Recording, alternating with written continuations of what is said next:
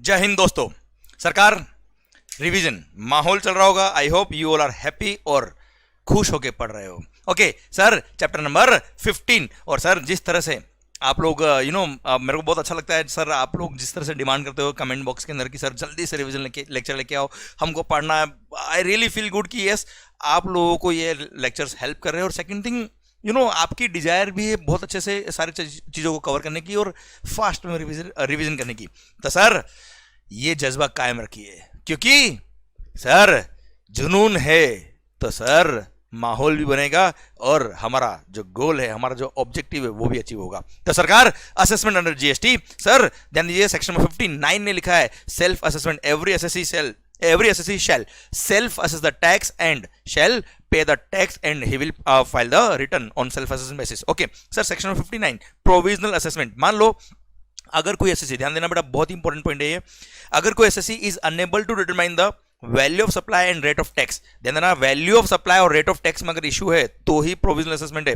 Place of supply नहीं आ रहा है, प्रोविजनल असेसमेंट नहीं है भाई, refer a good consultant. Okay sir, अगर आप किसी गुड्स का या सर्विसेज का वैल्यू ऑफ सप्लाई या रेट ऑफ टैक्स क्लासिफिकेशन नहीं कर पा रहे हो, वैल्यूएशन नहीं कर पा रहे, तो ऐसे केस में आप प्रॉपर ऑफिसर की मदद ले सकते हो, प्रॉपर ऑफिसर को अप्लाई कर सकते हो फॉर प्रोविजनल असेसमेंट। अब ऐसे केस में सर आप जब प्रोविजनल असेसमेंट के लिए अप्लाई करेंगे, सबसे पहले वो आपसे बॉन्ड साइन करवाएगा। प्रोविजनल असेसमेंट के लिए अप्लाई किया आपने, उसने एक्सेप्ट किया, आपसे बॉन्ड साइन करवाएगा भाई कि बाद में फाइनल असेसमेंट होने के बाद में जब भी डिफरेंस अमाउंट आएगा वो आपको पे करना पड़ेगा अलॉन्ग विद इंटरेस्ट। अब सर उसको बोल दिया 90 डेज के अंदर वो प्रोविजनल असेसमेंट करेगा।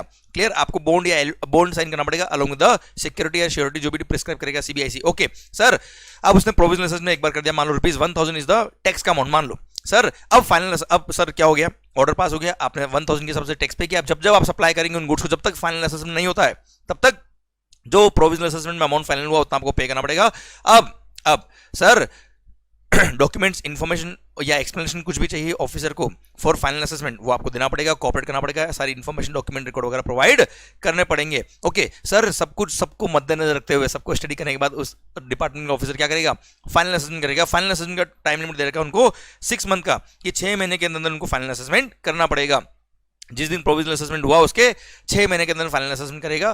पर अगर 6 महीने के अंदर फाइनल असेसमेंट नहीं कर पा रहे ऑफिसर, तो ऐसे केस में जॉइंट कमिश्नर या एडिशनल कमिश्नर को पावर है कि वो चाहे तो फर्दर 6 मंथ का टाइम और अलाउ कर सकते हो उस ऑफिसर को। प्लस कमिश्नर को पावर देगी, अगर ये 6 महीने प्लस 6 महीने में भी फाइनल असेसमेंट नहीं हो पा रहा है तो commissioner has the power to further allow a time period up to 4 years clear for final assessment. Okay, अब मान लो फाइनल असेसमेंट हो गया तो सर जो आपने ड्यूटी ऑलरेडी पे करी थी प्रोविजनल बेस पर, अब फाइनल असेसमेंट अगर हायर अमाउंट पे हुआ तो डिफरेंस अमाउंट ऑफ टैक्स आपको पे करना पड़ेगा अलोंग विथ इंटरेस्ट। अच्छा, सिंपल इंटरेस्ट है 18% पर annum रेस्पेक्टिव मंथ का ड्यू डेट से लेकर, अब जब आप डिफरेंस अमाउंट पे करेंगे तब तक आपको इंटरेस्ट पे करना पड़ेगा। अच्छा हाँ, कस्टमर को आप चाहे तो डेबिट नोट रेज कर सकते हो ये डिफरेंस अमाउंट ऑफ टैक्स के लिए, जिसकी बेस पे उसको आईटीसी मिल सकता है। ओके, पर कस्टमर पे करे ना करे आपको तो पे करना पड़ेगा विद इंटरेस्ट। सेकंड बात, अगर फाइनल असेसमेंट का अमाउंट कम आया है, सर मान लो प्रोविजनल असेसमेंट था 1000 में, फाइनल असेसमेंट हुआ कितने में, 700 में, तो 300 रुपीज जो आपने एक्स्ट्रा टैक्स पे किया है वो आपको रिफंड मिल जाएगा सर। और रिफंड देने में अगर गवर्नमेंट लेट करता है तो वही 60 डेज में अगर रिफंड नहीं दे तो 61st डे से इंटरेस्ट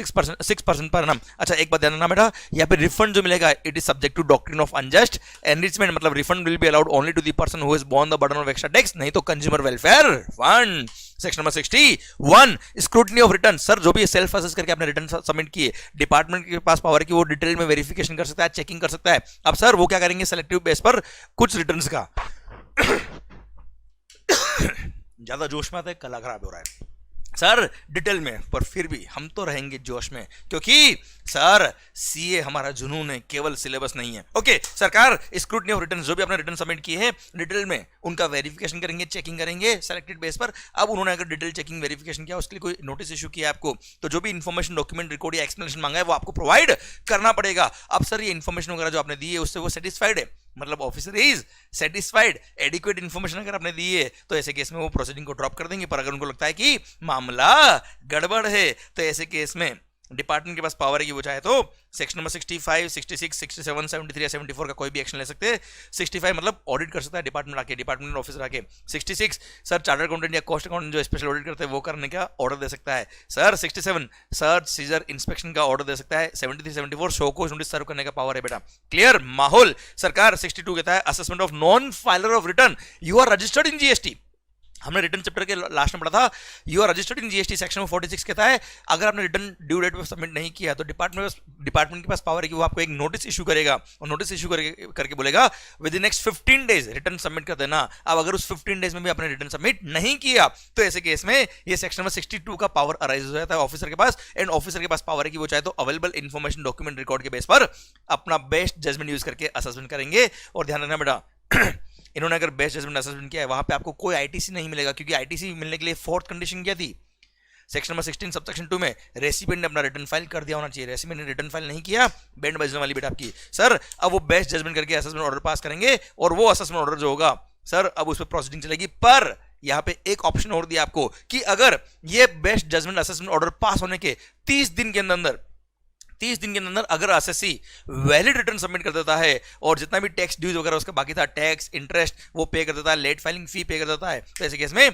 जो इन्होंने ऑर्डर पास किया वो ऑटोमेटिकली क्या हो जाएगा, विड्रॉ हो जाएगा, माहौल हो जाएगा। और हाँ, ऑफिसर को पावर दिया है कि ये जो बेस्ट जजमेंट कर सकते हैं, कब तक कर सकते हैं बेटा, जो रिलेवेंट फाइनेंशियल ईयर है जिसके लिए आपने रिटर्न फाइल नहीं किया था उस फाइनेंशियल ईयर का एनुअल रिटर्न फाइल करने का ड्यू डेट जो 31 दिसंबर होता है, क्लियर, वहां से 5 साल के अंदर ये बेस्ट जजमेंट कर सकते हैं। ओके, देन दे रखा है section number 63 assessment of unregistered person. मान लो आप जीएसटी में रजिस्टर्ड नहीं हो जबकि आप लायबल टू रजिस्टर हो, या फिर सर आपका रजिस्ट्रेशन क्या हो गया है, cancel, but still you are making a taxable supply, तो ऐसे केस में sir since you are not registered at all, तो सर आपने टैक्स भी पे नहीं किया होगा, तो ऐसे केस में प्रॉपर ऑफिसर के पास पावर है कि वो चाहे तो आपको नोटिस इश्यू कर सकते हैं। अब सर नोटिस इश्यू करके आपको बोलेंगे भाई हमको लगता है कि आपका रजिस्ट्रेशन होना चाहिए, प्लस आप पे टैक्स लायबिलिटी बनती है तो आपको टैक्स पे करना पड़ेगा विद इंटरेस्ट विद पेनल्टी। क्या आपको कुछ कहना है आपके बचाव के लिए, आपके डिफेंस में? तो सर आपको टाइम दिया है 15 डेज का टू फर्निश योर रिप्लाई। अब आपका रिप्लाई आने के बाद सर डिपार्टमेंट उस रिप्लाई को कंसिडर करेगा, देखेगा कि सही में इसको रजिस्ट्रेशन करवाना है कि नहीं कराना है, लायबिलिटी बनती कि नहीं बनती, और अकॉर्डिंगली वो ऑर्डर पास करेंगे। एंड अगेन ऑर्डर पास करने का टाइम लिमिट कितना है बेटा, वही 5 साल का जो अभी हमने प्रीवियस सेक्शन में पढ़ा कि सर जिस रेलेवेंट फाइनेंशियल में लग रहा है लायबिलिटी बन रही है वो फाइनेंशियल के बाद जो उसका एनुअल रिटर्न फाइल करने का ड्यू डेट होता है वहां से 5 साल के अंदर ये क्या कर सकते हैं बेटा, सर बेस्ट जजमेंट और असेसमेंट ऑर्डर पास कर सकते हैं। माहौल सरकार सेक्शन नंबर 64 समरी असेसमेंट, ध्यान देना बेटा, इसको a kind of protective assessment भी बोलते हैं, क्योंकि गवर्नमेंट की रेवेन्यू लॉस हो रहा है उसको बचाने के लिए ये एक फास्ट स्पीड वे में असेसमेंट करने का सिस्टम है बेटा। सर ध्यान देना, प्रॉपर ऑफिसर के पास अगर एविडेंस है कि एसएससी पे टैक्स बना हुआ है, बनता है पर उसने पे नहीं किया हुआ, उसका टैक्स ड्यू है साहब, क्लियर। सेकंड, उसने प्रायर परमिशन लिए एडिशनल कमिश्नर या जॉइंट कमिश्नर की कि साहब इसके केस में लायबिलिटी बनती है, और अगर हमने समरी असेसमेंट नहीं किया, इमीडिएट एक्शन नहीं लिया, तो there is a chance of loss of revenue, तो ऐसे केस में समरी असेसमेंट ऑर्डर पास हो सकता है। अब समरी असेसमेंट ऑर्डर जो पास हुआ है बेटा, एसएससी को फॉलो करना पड़ेगा, पर ध्यान देना बेटा ये समरी असेसमेंट ऑर्डर कब होता है बेटा, ये डिपार्टमेंट की इंटेलिजेंस विंग ने सर स्टडी किया और देखा कि सर ये पर्टिकुलर एसएससी जिसका टैक्स लायबिलिटी बनता है ये एसएससी भागने वाला है, एब्सकॉन्ड होने वाला है, या अपनी इंसॉल्वेंसी डिक्लेयर करने वाला है सर, या अंडरग्राउंड हो जाएगा, इस तरह के कुछ उनको एविडेंस मिलते हैं, इस तरह की कुछ बातें मिलती है जिसमें उसका टैक्स बाकी होता है, देयर शुड बी एविडेंस की टैक्स बाकी सब इसका।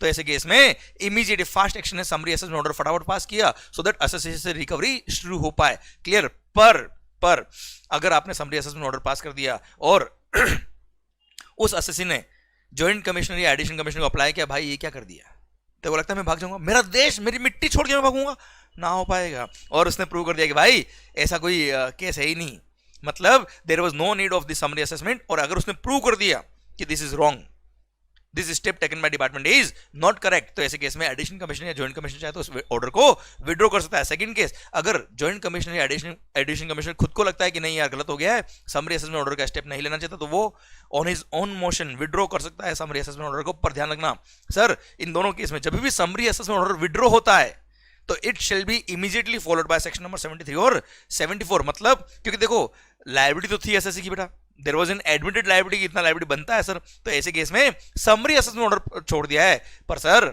सिंस आपका टैक्स लायबिलिटी बनता था इसलिए सेक्शन नंबर 73 या 74 का शो कोज नोटिस सर्व करेंगे और उसका प्रोसीडिंग शुरू हो जाएगा। और हाँ ध्यान रखना बेटा, गुड्स के केस में बात कर रहा हूं, अगर मान लो गुड्स मेरे किसी और की गुड्स मेरी पोजीशन में है, मैं गोडाउन ऑपरेट करता हूँ, वेयरहाउस ऑपरेटर हूँ बेटा, मेरे पोजीशन में है और वहां पे ओनर कौन है ये डिटरमाइन नहीं हो रहा है, तो जिसकी पोजीशन में गुड्स है उसी को ओनर मानते हुए ये प्रोसीडिंग शुरू कर सकते हैं बेटा समरी असेसमेंट के केस में। क्लियर माहौल, ये पूरा सेक्शन नंबर 64 समरी असेसमेंट का खत्म होता है। अब ओके सर, इन्हीं को समराइज फॉर्म में दिया हुआ है, डिफरेंट टाइप ऑफ असेसमेंट विच में be conducted by department against taxable person. तो सर तीन तरह के, सबसे पहला स्क्रूटनी असेसमेंट है ना सर, आपको नोटिस इशू कर देंगे for detail checking of the returns, verification करेंगे बेटा ये। देन बेस्ट जजमेंट, दो तरह के होते हैं बेटा, जब आपने रिटर्न फाइल नहीं किए, आप रजिस्टर्ड हो जीएसटी में या फिर आप जीएसटी में रजिस्टर्ड नहीं हो। समरी असेसमेंट, आप जीएसटी में रजिस्टर्ड हो to protect the revenue of the department, sir to protect the interest of revenue. सरकार अगर उनको लगता है कि टैक्स बनता है, there is an admitted liability और देयर इज अ चांस कि आप भाग जाओगे और टैक्स लॉस का, रेवेन्यू लॉस का डिपार्टमेंट को चांस है, तो ऐसे केस में इमीडिएटली एक्शन लेके समरी असेसमेंट कर सकते हैं। इसी के साथ भारत माता की जय, ये पूरा असेसमेंट का सिस्टम भी खत्म होता है। अब ऑल द बेस्ट, माहौल बनाते जाओ, पूरी एनर्जी लगा दो अपनी, और सर पूरी एनर्जी से किया हुआ काम भगवान भी साथ देता है। All the best, take care, love you a lot and we all are always with you sir, so always stay blessed. Thank you so much.